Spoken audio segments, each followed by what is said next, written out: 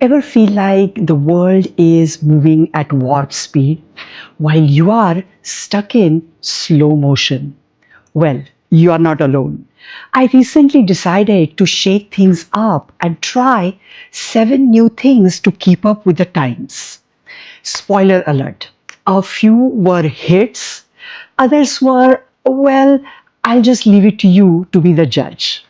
Stick around to find out which modern marvels won me over and which ones had me running back to my comfort zone faster than you can say rotary phone.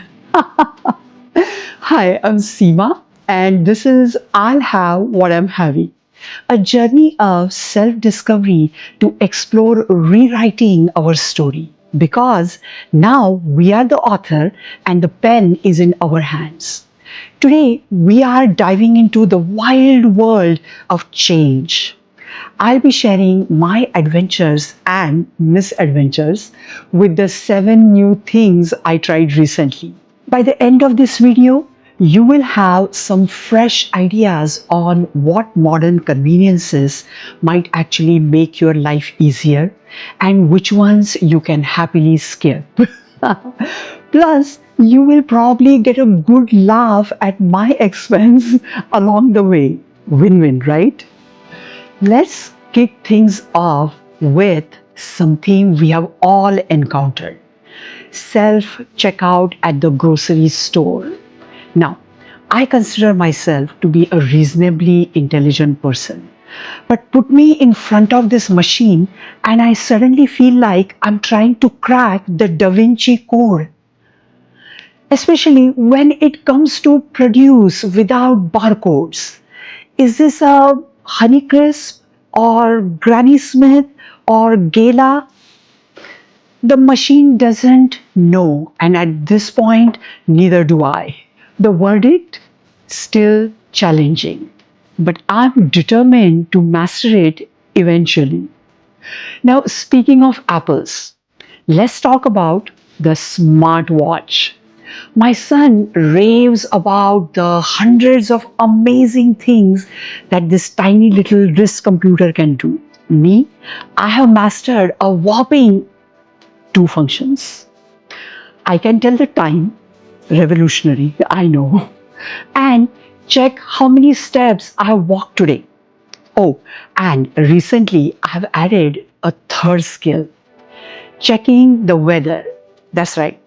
I can now tell you if it's hot or cold outside without even opening the window. At this rate, I will unlock all the watch's features by the year 2075.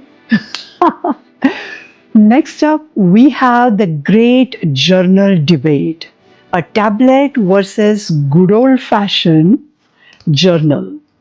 Okay, now I tried going digital. I really did.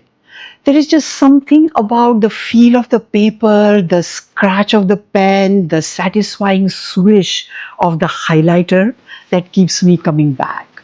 Plus, my trusty journal doesn't need charging, doesn't update itself in the middle of a profound thought, and has never even once autocorrected what I wrote. For now, me and my journal are sticking together like peanut butter and jelly. Now, let's talk about calendars. I tried using an online calendar. I had a tough time visualizing my day and week on the online calendar. Also, physically writing in my planner helps me to remember things better, and I don't miss my appointments. Except for that one time when I scheduled 2 appointments at the same time and forgot to write one of them down in the calendar. For now, I'm sticking with my trusty paper planner. Now, a big one: the brave new world of restaurant ordering. Gone are the days of charming servers and menu small talk. Now it's just you, a QR code, and your smartphone having a silent standoff. I get it.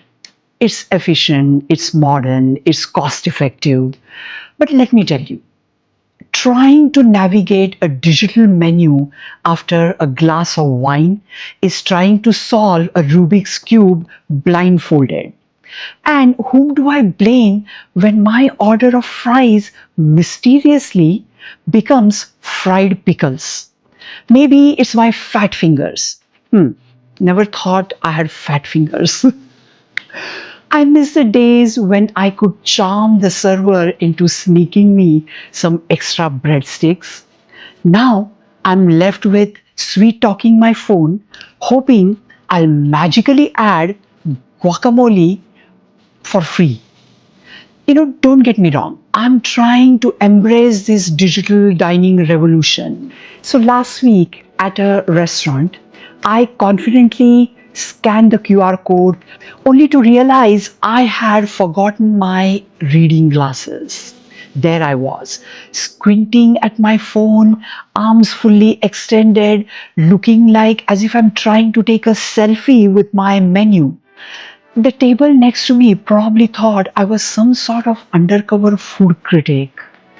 By the time I figured out how to zoom in, my stomach was growling loud enough to even drown the music in the restaurant. Next, we have online workout classes. Now, how many of you have tried that? I thought, great, I can exercise in the privacy of my own home. What I didn't consider was that my family room is significantly smaller than the gym. So picture this. I'm in my family room, dressed in my workout gear, feeling pumped, ready to go. The instructor starts with the jumping jacks. No problem, I think.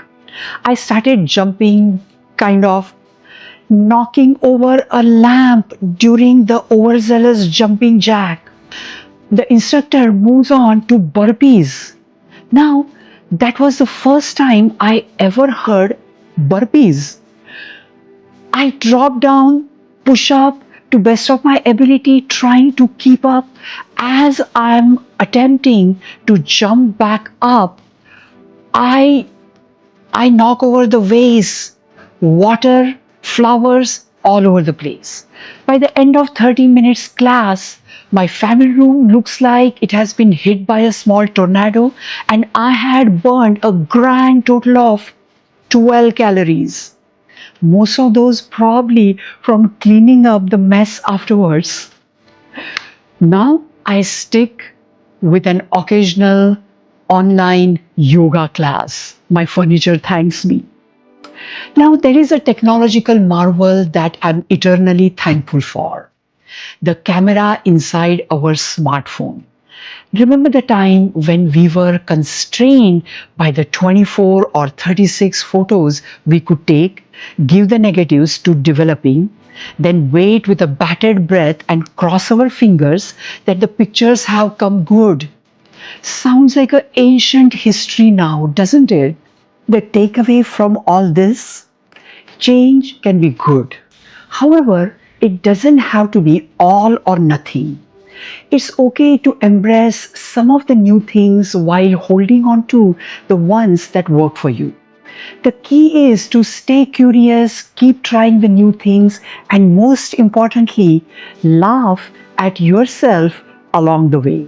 Remember, adapting to changes isn't about completely overhauling your life. It's about finding what enhances your day to day experience. So go ahead, try that new gadget or the app. Worst case scenario, you will have a funny story to tell. Best case, you might just discover something that makes your life a little bit easier, a little more fun. So, what new thing are you going to try next? Whatever it is, approach it with open mind and sense of humor. Who knows? You might surprise yourself. Drop me a comment. I would love to hear about what you have been up to. What technologies have you tried, loved, and which ones you find challenging? Catch you on the next one.